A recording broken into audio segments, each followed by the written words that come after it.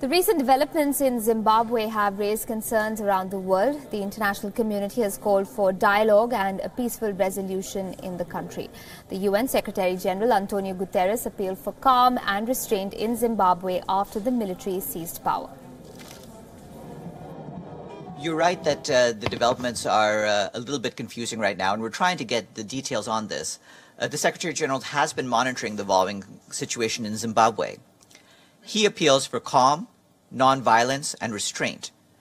Preservation of fundamental rights, including freedom of speech and assembly, is of vital importance. The Secretary General stresses the importance of resolving political differences through peaceful means and dialogue and in line with the country's constitution. In this context, he notes the efforts of the Southern African Development Community.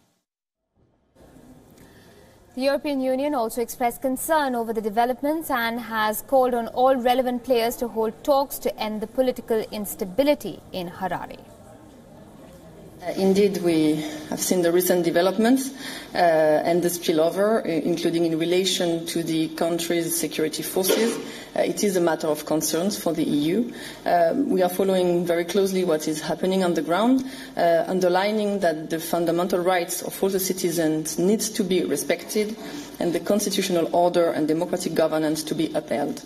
We call on all the relevant players to move from confrontation to dialogue with the aim to a peaceful resolution.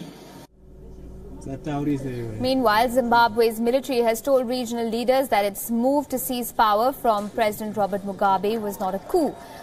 The head of the African Union Commission, Musa Faki Mohammed, hoped that the crisis will be resolved within a legal framework. Effectivement, cette question s'est développée alors que j'étais en voyage pour Washington. Nous avons suivi de très près l'évolution.